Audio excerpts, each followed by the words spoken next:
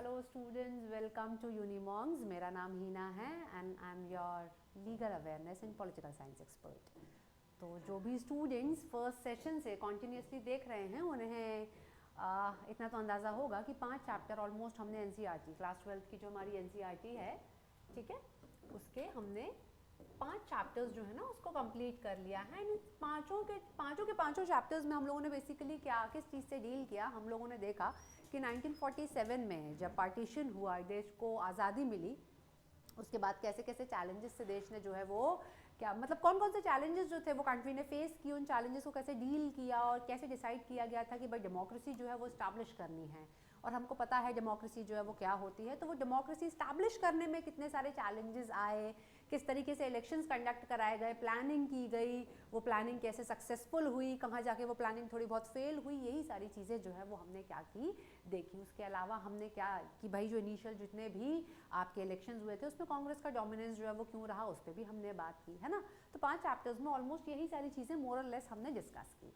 आज जो है आज के चैप्टर में हम डिस्कस करेंगे कि ये डेमोक्रेसी हमने स्टैब्लिश कर तो ली, लेकिन अब वहाँ पे भी हमें कुछ क्राइसिस, कुछ प्रॉब्लम्स जो हैं उनसे डील करना पड़ा। तो आज का जो नया चैप्टर है उसमें हम जो डेमोक्रेटिक ऑर्डर जो हमने स्टैब्लिश किया था अपनी कंट्री के लिए, उसमें क्या क्राइसिस हुआ उसको डिटेल में डिस्कस करेंगे। राइट, चलिए भाई तो स्टार्ट करते हैं।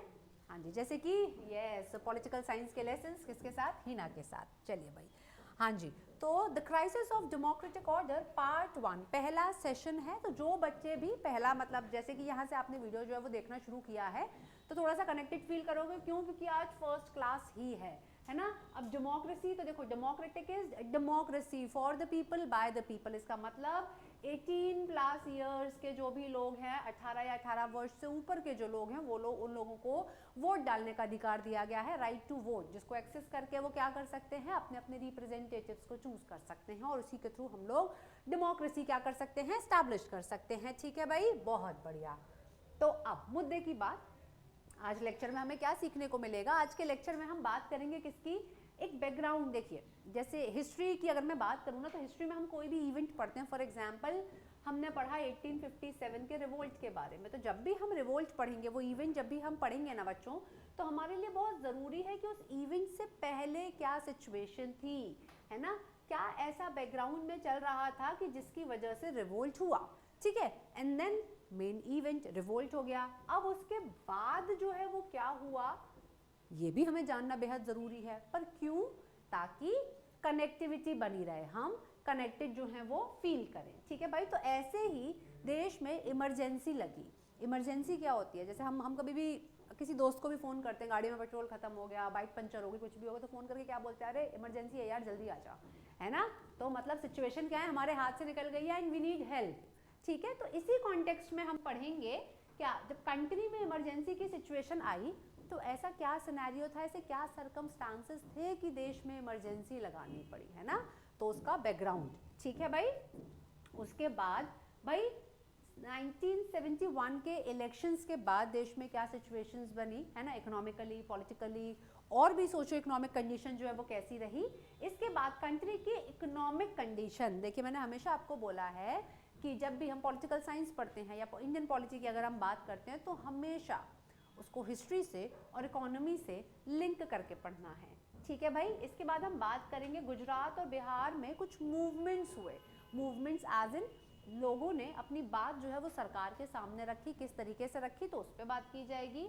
इसके बाद हम बात करेंगे जयप्रकाश नारायण जो हैं वो कौन थे, और नक्सलाइट मूवमेंट, और एक रेलवे की स्ट्राइक हुई थी जो कि काफ़ी फेमस थी। इन सारी चीज़ों के बारे में हम क्या करने वाले हैं, बात करने वाले। तो देखो आज का लेक्चर जो है वो क्या काफ़ी इंपॉर्टेंट होने वाला है आपके सीबीटी के हिसाब से। ठीक है भाई, and yes as usual India का मैप है, आपको फोकस करना है, मतलब मेक इट अ हैबिट ना कि डेली किसी एक स्टेट के बारे में बात करते हैं। चलो आज हम बात करते हैं राजस्थान के बारे में, है ना। तो राजस्थान जो है इससे पाकिस्तान का बॉर्डर जो है वो टच होता है, और राजस्थान की कैपिटल इज जयपुर। ठीक है भाई, तो राजस्थान की आपकी आईपीएल की टीम भी है ना, रॉयल राजस्थान, नहीं। तो इस तरीके से हमको क्या करना है, याद रखना है। आपको अरेंजमेंट जो है वो याद रखना है, नॉर्थ से साउथ, वेस्ट से ईस्ट, कुछ भी पूछा जा सकता है असेंडिंग या डिसेंडिंग ऑर्डर्स में। ठीक है बच्चों, क्लियर है इतना। चलिए भाई, आप बात करते हैं क्या इमरजेंसी के बैकग्राउंड की बात करते हैं, देश में ऐसी क्या सिचुएशन थी, ऐसे क्या सर्कमस्टांसेस थे, लोगों को ऐसी क्या प्रॉब्लम हो रही थी, या सरकार जो है उन प्रॉब्लम से डील क्यों नहीं कर पा रही थी जिसकी वजह से इमरजेंसी लगी, है ना भाई। तो जो 1970s वाला जो पीरियड है, जो पूरा का पूरा डेकेड है, उसको क्या बोला जाता है, it was a period of political turmoil, है ना। पॉलिटिकल टर्मोइल मतलब क्या कि पॉलिटिकली स्टेबिलिटी नहीं थी देश में, उबड़ खाबड़ 36 का आंकड़ा रहेगा, है ना, वो कश्मकश थी, ठीक है भाई। तो पॉलिटिकली स्टेबिलिटी देश में नहीं थी ड्यूरिंग 1970s, इसीलिए इमरजेंसी लगी। अब वो क्यों नहीं थी ये हम जानेंगे। So this period witness tensions in relationship between the government and the judiciary. अब देखिए, है ना, अगर हम क्या बात करते हैं, हम डेमोक्रेसी की बात करते हैं, ठीक है भाई। तो तीन चीज़ों की हम बात करते हैं, लेजिस्लेटिव, एग्जीक्यूटिव एंड जुडिशरी, है ना। पिलर ऑफ डेमोक्रेसी इनको बोला जाता है। आजकल फोर्थ पिलर ऑफ डेमोक्रेसी किसको बोला जाता है, मीडिया को बोला जाता है, ठीक है भाई। तो लेजिस्लेटिव मतलब जो लॉ मेकिंग अथॉरिटी है, पार्लियामेंट, आपकी पार्लियामेंट क्या करती है, सारे एमपीज पार्लियामेंट में बैठ के क्या करते हैं, आपके लिए पॉलिसीज बनाते हैं, कानून बनाते हैं, मेन लेजिस्लेटिव जो लेजिस्लेशन वाला काम है, ठीक है। उसके बाद दी एग्जीक्यूशन वाला पार्ट आता है कि भाई जो पॉलिसीज बना ली अब उनको इम्प्लीमेंट भी तो करना है, राइट, ठीक है। And third pillar is your judiciary, your न्यायपालिका, district court, subordinate courts, high court, supreme court, है ना। तो इस तरीके से पूरी हायरार्की है, इंटीग्रेटेड, याद रखिएगा, इंटीग्रेटेड जुडिशरी है हमारी कंट्री में, ठीक है भाई। इसके बाद तो अब ये जो दिक्कत आई वो क्यों आई, क्योंकि गवर्नमेंट और जुडिशरी के बीच में टेंशन हो गई। अब देखो जो गवर्नमेंट और जुडिशरी है इनको कैसे, इनको इंडिपेंडेंटली काम करना चाहिए है, इनको अलग अलग होके जो है वो काम करना चाहिए है, एक दूसरे के मैटर में, एक दूसरे के स्फेयर में इंटरफेयर नहीं करना है ना। लेकिन यहाँ पे कुछ तो भी ऐसा हुआ, या तो गवर्नमेंट ने जुडिशरी को काम नहीं करने दिया या जुडिशरी ने गवर्नमेंट को काम नहीं करने दिया, इसीलिए क्या हो गया, टसल हो गया और इमरजेंसी लगी, ठीक है भाई।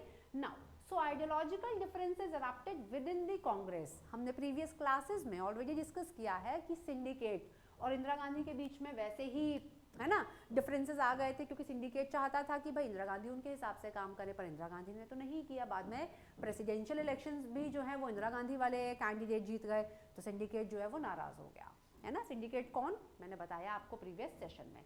तो जैसे जैसे टाइम निकला ये आइडियोलॉजिकल डिफरेंसेस जो है ये और ज़्यादा शार्प होते चले गए, और क्या हो गया भाई, दोनों में डिवीजन आ गया इंदिरा गांधी और उनके ओपोनेंट्स के बीच में, ठीक है। तो ये आपका क्या हुआ, बैकग्राउंड हुआ, ये सब देश में क्या हो रहा था, चल रहा था, ठीक है भाई। अब तो 1971 के इलेक्शन के बाद क्या हुआ, मैंने आपको बताया कि हम लोगों ने देखिए इलेक्शंस हम लोगों ने सारे के सारे डिस्कस किए हैं, first, second, third, fourth, fifth, है ना। तो कांग्रेस फिर से एस्टैब्लिश हुई, है ना। रेस्टोरेशन ऑफ कांग्रेस हम देख चुके हैं, है ना, मतलब देख चुके हैं से मेरा मतलब ये है कि रेस्टोरेशन ऑफ कांग्रेस जो है वो हम पढ़ चुके हैं। कांग्रेस फिर से एस्टैब्लिश हुई, काफी जबरदस्त परफॉर्मेंस रही कांग्रेस की इन इलेक्शंस में। तो स्ट्रॉन्ग परफॉर्मेंस का मतलब क्या कि कांग्रेस की इलेक्शंस में ज्यादा सीट्स आई और बहुत मजबूती के साथ उन्होंने क्या किया, अपनी सरकार जो है वो बनाई। इतना क्लियर। तो हमने क्या देख लिया अभी तक, हमने बैकग्राउंड देखा इमरजेंसी का, एंड हमने क्या देखा कि 1971 के इलेक्शंस के बाद क्या हुआ। आगे बढ़ते हैं, बात करेंगे देश में इकोनॉमिक सिचुएशंस की हम बात करें। देखिए इकोनॉमिक मतलब क्या, देश की इकोनॉमी, अर्थव्यवस्था जो है वो किस तरीके से काम कर रही थी, है ना। तो उस पर अगर हम बात करें तो देखिए इस टाइम पे क्या हुआ था, बांग्लादेश का वॉर हुआ था, ठीक है।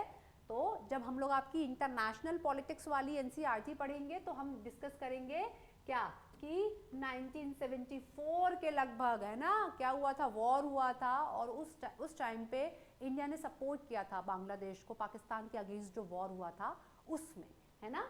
तो यहाँ पे इंडिया की इकोनॉमी भी सफ़र हुई। भाई देखो अब क्या हो रहा है, प्रॉब्लम हुई, वॉर हुआ, यहाँ पे मैपिंग इंपॉर्टेंट है। अब क्वेश्चन क्या आ जाएगा, अगर मेरे जैसे एग्जामिनर होगा तो मैं तो पूछ लूँगी बांग्लादेश जो है वो कौन कौन से स्टेट के साथ बाउंड्री जो है उसकी टच होती है ना। तो ये आपका होमवर्क है, ये आपको पता करना है। अब वॉर बांग्लादेश में हुआ तो इंडिया की इकोनॉमी कैसे सफ़र हुई मैम, तो देखो नेबरिंग कंट्री है, वहाँ कुछ हलचल होगी तो इम्पैक्ट हमारे ऊपर आएगा। अब वहाँ पे मारकाट मची हुई थी, वॉर चल रहा था, तो लोग वहाँ से अपनी जान बचाने के लिए इंडिया की तरफ भागे। सो इंडिया में रेफ्यूजी प्रॉब्लम हो गई, है ना। अप्रॉक्सीमेटली 8 मिलियन लोग जो हैं वो कहाँ आ गए, भारत आ गए। भाई अब अपने ही पॉपुलेशन को संभालना, उनको फीड करना इतना बड़ा टास्क था, 8 मिलियन लोग और आ गए। अब गवर्नमेंट ने कैसे मैनेज किया होगा, ठीक है भाई। इस टाइम पे भाई हेल्प मांगी गई, जो ऑलरेडी बड़े बड़े देश थे उनको बोला गया वी नीड योर हेल्प, लेकिन यूएसए से कोई हेल्प नहीं आई, ठीक है। अब क्या हुआ कि वही वाली बात हो गई ना कि भाई सैलरी तो उतनी है, खर्चे ज़्यादा बढ़ गए, खर्चे ज़्यादा हो गए, है ना। तो कैसे अपना मैनेज और फाइनेंसेस मैनेज किए जाएंगे, तो ग्रोथ क्या हो गई, स्लो हो गई, ठीक है। तो ग्रोथ स्लो डाउन, एंड उसकी वजह से जो ऑयल प्राइसेस थे, तेल के जो दाम थे वो बढ़ गए। बोलो मैम अभी भी बढ़े हुए हैं वो तो, है ना। तो ऑयल के प्राइसेस बढ़ते हैं ना बच्चों, तो ऑटोमेटिकली सारी चीज़ें महंगी हो जाती हैं। ऐसा क्यों, अब देखिए ऑयल के प्राइसेस बढ़ते हैं ना, तो आपकी सबसे पहले सब्जी ये सब महंगा हो जाता है। वैसा क्यों होता है, क्योंकि फॉर एग्जाम्पल मैं दिल्ली में रहती हूँ, दिल्ली में भी प्रॉपर दिल्ली में तो खेत है नहीं कि नॉर्थ वेस्ट दिल्ली में खेत हैं, डीयू के कैंपस के पास खेत हैं, या सेंट्रल दिल्ली में सीपी के आसपास खेत हैं, नहीं, आउटर एरिया में है या आसपास के जो विलेजेस हैं वहाँ पे लोग खेती बाड़ी करते हैं। तो वहाँ से सब्जी लेके यहाँ पे लाना और मंडी में जाके बेचना, उसके लिए क्या चाहिए भाई, कनेक्टिविटी चाहिए, ट्रांसपोर्टेशन चाहिए है। चाहे ट्रेन से लाया जाए वो सामान, चाहे ट्रक से लाया जाए, उसमें तो फ्यूल डलेगा ना, डीजल पेट्रोल। तो जब ऑयल के प्राइसेस महंगे होंगे तो इवेंचुअली वो ट्रांसपोर्टेशन कॉस्ट ऊपर जाएगी, और उसका बर्डन कौन लेंगे, हम कंज्यूमर्स, राइट। तो वैसे ही ऑयल प्राइसेस बढ़ गए तो इन्फ्लेशन आ गई इंडिया में। और मैंने आपको बताया था इन्फ्लेशन का मतलब क्या होता है, जनरल लेवल जो प्राइस, मतलब general rise in the prices, जो रोज़मर्रा की जो हमारी चीज़ें होती हैं जब उनका दाम जो है वो बढ़ जाता है, हम उसको इन्फ्लेशन बोलते हैं ना। रिसेंटली अभी मदर डेयरी ने जो 26 रुपीज़ का हाफ केजी मिल्क का पैकेट आता था उसको 27 कर दिया, है ना। And when I came to Delhi तो डबल टोन्ड वाला दूध का पैकेट ना शायद 11 या 12 रुपए का आता था, एंड इवेंचुअली अब आप देखिए कितना महंगा हो गया है, ठीक है भाई। तो ये क्या होता है, इसको इन्फ्लेशन बोला जाता है, मुद्रास्फीति से हम हिंदी में बोलते हैं। अब क्या हो रहा था, ऑयल के प्राइसेस बढ़ गए, इन्फ्लेशन बढ़ गई, और उसी के साथ ग्रोथ स्लो हो गई। तो इम्पैक्ट क्या हुआ, अनएम्प्लॉयमेंट बढ़ गया। कुछ समझ में आ रहा है, ट्विन चैलेंजेस की बात की थी, है ना, क्या, अनएम्प्लॉयमेंट एंड और पॉवर्टी। ये तो वापस जैसे तैसे सरकार बेचारी काम कर रही है कि कैसे काम किया जाए, नहीं किया जाए, और ये चीज़ें तो वापस लौट के आ रही हैं, है ना। तो ये सारी सिचुएशन थी, ये सारी सिचुएशन किसकी थी, इकोनॉमी की थी, ठीक है। क्लियर इतना, आगे बढ़ेंगे ना। अब देखिए, अब ये मूवमेंट्स क्यों हुए, ठीक है। मूवमेंट का मतलब क्या होता है भाई, एक जगह से दूसरी जगह उठ के जाना, फिजिक्स में नॉर्मली अगर हम बात करते हैं तो, ठीक है। तो बिहार और गुजरात में मूवमेंट्स क्यों हुए, जो स्टूडेंट्स थे दोनों के दोनों स्टेट्स से, इन्होंने क्या किया कि भाई ये जो असेंशियल कमोडिटीज़ हैं, है ना, असेंशियल कमोडिटीज़ मतलब शुगर, ठीक है, ऑयल, मिल्क, इन सब के प्राइस बढ़ गए भाई। कुछ चलो हम पनीर नहीं खाएंगे डेली, पर ये बेसिक चीज़ें तो चाहिए है ना रोज़। अब इन्हीं के प्राइसेस बढ़ जाएंगे तो ऑब्वियसली आपके पास लिमिटेड सी इनकम है, आप कितना खर्च करोगे इन चीज़ों पे। तो लोगों ने क्या किया, इन चीज़ों की ब्लैक मार्केटिंग शुरू कर दी, प्रोक्योर करके रख लिया, खूब सारी चीनी जमा करके रख ली घर में, और फिर उसको जब उसकी ज़रूरत पड़ी तो महंगे दामों में बेचा। कोविड के टाइम पे यही हुआ था, है ना। क्या सैनिटाइज़र नहीं मिलता था तो वो छोटू सी बॉटल भी सैनिटाइज़र की 100-150 रुपए की आती थी, इतना गंदा सा वो मास्क था, 350 रुपए का खरीदा था मैंने। और उसमें भी केमिस्ट वाला मुझे ऐसे, मतलब जो केमिस्ट की शॉप पे था वो मुझे बोल रहा था कि मैम लास्ट बचा है, देख लीजिए 350 में लेना है या नहीं लेना है ना। तो इसी तरीके की चीज़ों के अगेंस्ट स्टूडेंट्स जो हैं वो उठ खड़े हुए और उन्होंने बोला कि भाई ये तो गलत बात है, करप्शन हो रहा है, और उसके अगेंस्ट इन्होंने क्या किया, प्रदर्शन किया, ठीक है। कहाँ कहाँ के स्टूडेंट्स, आपके गुजरात और बिहार, ठीक है भाई। अब तो यहाँ पे जयप्रकाश नारायण जो कि बिहार से थे, उन्होंने क्या बोला कि भाई रिवॉल्यूशन की ज़रूरत है, अब तो हमें सरकार के सामने जाना पड़ेगा, और उन्होंने नेतृत्व किया इस चीज़ का, ठीक है भाई। पर उन्होंने बोला ठीक है हम अपनी बात सरकार के सामने रखेंगे, but it should be non violent, मतलब वायलेंस नहीं होनी चाहिए है, हिंसा नहीं होगी, लड़ाई झगड़ा नहीं करेंगे, शांति से अपनी बात रखेंगे, ठीक है। और उन्होंने ये भी बोला that the movement it will not be limited to Bihar only, कि भाई ऐसा नहीं कि स्टेट में ही हम रिवोल्ट कर रहे हैं, नहीं, पूरे इंडिया को कवर किया जाएगा, क्योंकि भाई देखो एसेंशियल कमोडिटीज तो सबकी नीड है ना। ऐसा थोड़ा है कि इन चीज़ों की ज़रूरत सिर्फ बिहार और गुजरात में रहने वाले लोगों को थी, ठीक है। तो अब देखो पेपर में आपसे क्वेश्चन पूछा जा सकता है कि जयप्रकाश नारायण कहाँ से थे, बिहार से थे, उन्होंने किस तरीके की रिवॉल्यूशन की बात की थी? नॉन वायलेंट रिवॉल्यूशन की बात की थी अगेंस्ट दिस प्राइस राइज और अगेंस्ट दी करप्शन और दी ब्लैक मार्केटिंग। क्लियर इतना? ठीक है, बढ़िया। अब इनके बारे में जान लेते हैं। तो जयप्रकाश नारायण थे कौन? तो देखिए मैंने उनकी इमेज जो है वो ऐड की हुई है। इनको पॉपुलरली फेमस इनको जेपी या लोकनायक बोला जाता था। ये पेपर का क्वेश्चन है। पेपर में आपसे पूछ लिया जाएगा कि भाई लोकनायक जो है वो किसे बोला जाता है ना? तो जयप्रकाश नारायण को। इन्होंने क्या भाई, ये कौन थे? ये इंडियन इंडिपेंडेंस एक्टिविस्ट थे, ठीक है ना? इन्होंने क्या किया था? आपका इंडिपेंडेंस जो मूवमेंट्स थे उनमें भी क्या किया था? अच्छे से पार्टिसिपेट किया था। और ये एक थ्योरिस्ट भी थे, ये एक सोशलिस्ट भी थे और एक पॉलिटिकल लीडर भी थे। ये भी आपको पता होना चाहिए है ना? जो फेमस हिस्टोरिकल पर्सनालिटीज है ना, उनके बारे में इस तरीके के क्वेश्चंस जो है ना वो पूछ लिए जाते हैं कि ये क्या थे और क्या नहीं थे, है ना? मतलब पॉलिटिकल थॉट्स भी थे इनके, या ये सोशलिस्ट थे, कौन सी आइडियोलॉजी फॉलो करते थे, राइट? कम्युनिस्ट, कैपिटलिस्ट, सोशलिस्ट, यही सारी चीजें, ठीक है भाई। अब बिहार मूवमेंट जो है इन्होंने उसमें क्या किया भाई? पार्टिसिपेट किया, मतलब इनिशिएटिव इनकी तरफ से किया गया था, राइट? टोटल रेवोल्यूशन कब की इनकी पैदाइश थी? 11 अक्टूबर 1902 और इनकी मृत्यु कब हुई? 8 अक्टूबर 1979। डेट ऑफ बर्थ याद रख सकते हो, वो जरूरी होती है याद रखना, ठीक है भाई। और हाँ, फेमस क्या क्या नाम और किन किन चीज़ों से लिंक थे, किस चीज़ में, मतलब किस मूवमेंट में या किस इवेंट में इन्होंने पार्टिसिपेट किया, ये आपको पता होना चाहिए है, ठीक है भाई। चलिए नाउ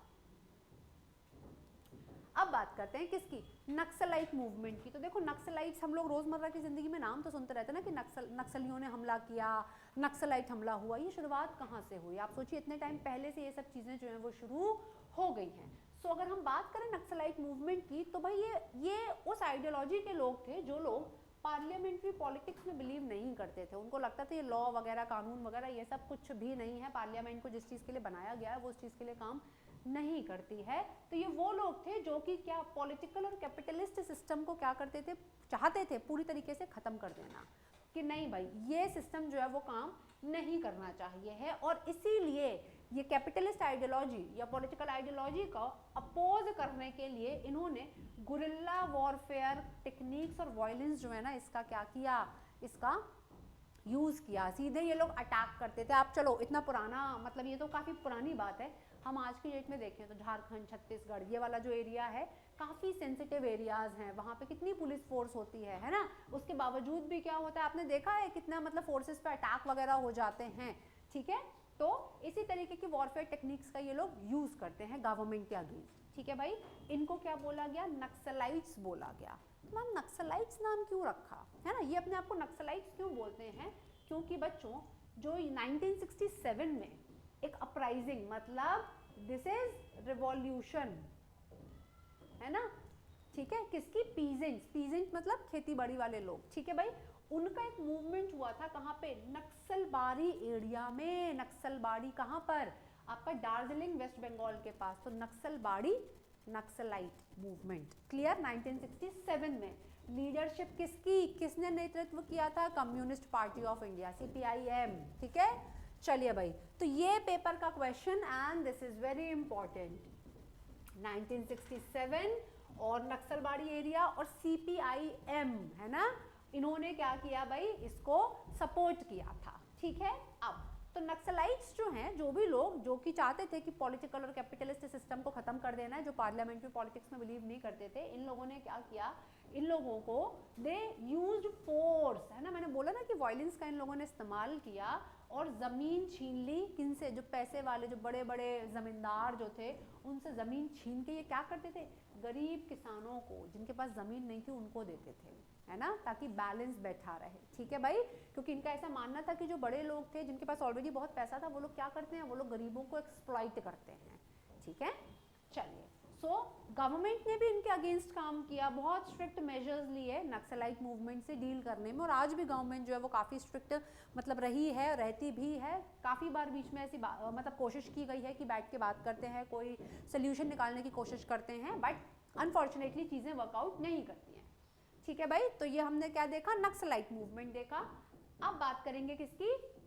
रेलवे की स्ट्राइक। सबसे इंपॉर्टेंट हमें क्या याद रखना है? कब हुई थी? 1974 में हुई थी।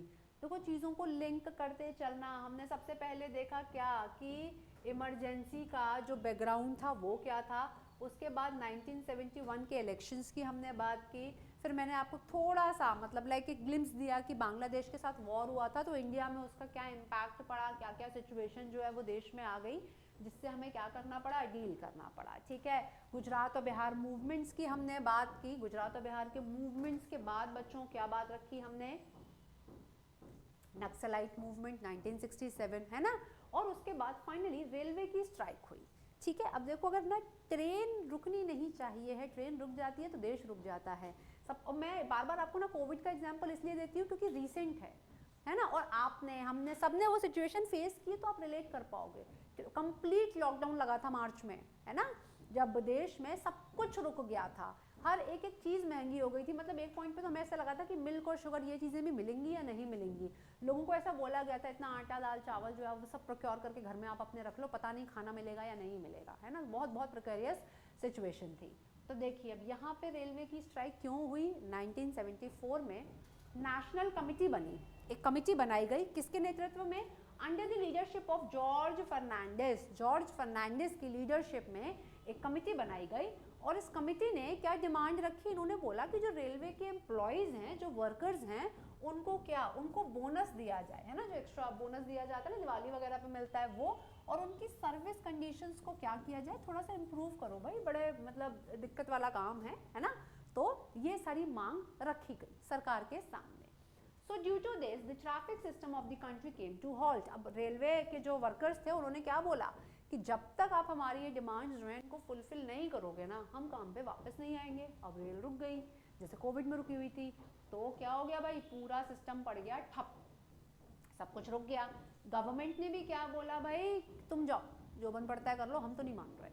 सो government refused to accept the demands. Government ने बिल्कुल नकार दिया सिरे से कि भाई हम तो नहीं मानेंगे। और इसकी वजह से क्या हुआ, डिसकंटेंट हुआ किसमें, देश में बहुत ज़्यादा। ठीक, क्यों डिसकंटेंट हुआ, क्योंकि इन लोगों ने अपनी डिमांड सामने रखी। सरकार ने क्या बोला, सरकार ने बोला कि नहीं भाई हम तो आपकी डिमांड जो है वो नहीं मानेंगे। तो वो जो टसल था वो और ज़्यादा एग्रावेट हो गया, सिचुएशन जो है ना वो और ज़्यादा बिगड़ गई। ठीक है भाई, चलिए बहुत बढ़िया। सो ये एक इमेज जो है वो मैंने इंक्लूड की हुई है सो दैट आपको एक अंदाज़ा हो जाए कि है ना रेलवे की, देखो ट्रेन के ऊपर ही चढ़ के खड़े हुए हैं लोग कि भाई हम तो ट्रेन नहीं चलने देंगे तब तक जब तक कि आप हमारी बात जो है वो नहीं मान लोगे। ठीक है बच्चों, तो इतना क्लियर हो गया। तो देखो आज का लेक्चर जो है ना ये बहुत ज़्यादा इंपॉर्टेंट था, तो मैं आपको बता देती हूँ एक बार क्विक जो है हम रिकैप लेंगे। हमने क्या डिस्कस किया, हमने डिस्कस किया इमरजेंसी के बारे में। इमरजेंसी क्या होता है भाई, कोई भी सिचुएशन जो हाथ से निकल जाती है जिसको आपातकाल बोला जाता है ना। हॉस्पिटल्स में इमरजेंसी वार्ड होता है जहाँ पे जिन पेशेंट्स को है ना मतलब तुरंत जिनको मतलब जिनकी रिक्वायरमेंट होती है कि भाई उनको मेडिकल कंडीशंस दी जाए, है ना, उनको मेडिकेशंस दिया जाए, उनको उस वार्ड में एडमिट किया जाता है। तो वैसे ही देश की सिचुएशन प्रिकैरियस हो गई थी, तो हमने देखा बैकग्राउंड कि भाई ऐसा क्या हुआ था जिसकी वजह से इमरजेंसी लगी। उसके बाद हमने क्या देखा कि 1971 के इलेक्शंस के बाद कांग्रेस जो है वो और ज़्यादा स्ट्रांग हो गई। ठीक है भाई, तो 1971 के इलेक्शंस हो गए। इसके बाद हमने देश की इकोनॉमिक कंडीशंस की बात की, है ना, बताया मैंने आपको, महंगाई ये वो सारी चीज़ों के बारे में हमने बात की कि यूएसए ने मना कर दिया हम आपकी हेल्प जो है वो नहीं करेंगे। और इकोनॉमिक कंडीशन ख़राब हुई, अनएम्प्लॉयमेंट बढ़ गया, पॉवर्टी बढ़ गई, तो स्टूडेंट्स जो कि कहाँ के थे, गुजरात और बिहार के थे, वो उठ खड़े हुए कि भाई ऐसे नहीं चलेगा। इसी में इन स्टूडेंट्स का नेतृत्व किया जयप्रकाश नारायण ने। ठीक है, मैंने आपको बताया जिनको लोकनायक के नाम से भी जाना गया। ठीक है बच्चों, इसके बाद हमने किसकी बात की, इसके बाद हमने बात की नक्सलाइट मूवमेंट की। नक्सलाइट क्यों, 1967 नक्सलबाड़ी एरिया कहाँ का, वेस्ट बंगाल दार्जिलिंग के पास का, वहाँ पे अपराइजिंग हुई। लोग जो है वो बड़े बड़े जो ज़मींदार थे उनके अगेंस्ट उन्होंने क्या किया भाई, एक रिवॉल्यूशन सॉर्ट ऑफ किया जहाँ पे कि बड़े बड़े लोगों से, जो बड़े ज़मींदार थे जिनके पास ज़्यादा ज़मीन थी, उनसे ज़मीन लेके गरीब लोगों को दे दी गई, नक्सलाइट्स। एंड देन उसके बाद हमने क्या देखा, लास्ट आपका टॉपिक 1974 की रेलवे स्ट्राइक। ठीक है, तो नेक्स्ट क्लास में हम क्या, देखो आज तो बिल्कुल ऐसा है कि एक इंट्रोडक्टरी सेशन था, तो बिल्कुल हमने नींव रखी है कि हाँ ठीक है क्या क्राइसिस हुआ डेमोक्रेटिक ऑर्डर एस्टैब्लिश करने के बाद। नेक्स्ट क्लास में यहीं से हम आगे बढ़ेंगे, तो इट्स माय हम्बल रिक्वेस्ट साथ के साथ चीज़ों को रिवाइज करते जाना। ठीक है, आपके 3-4 जो है चैप्टर्स और बच्चे, उसके बाद आपकी इंडियन पॉलिटिक्स वाली जो एनसीईआरटी है वो कंप्लीट हो जाएगी। ठीक है भाई, तो चलिए इसी के साथ इस सेशन को वाइंड अप करते हैं। Thank you so much for watching this video. Bye bye, take care, thank you.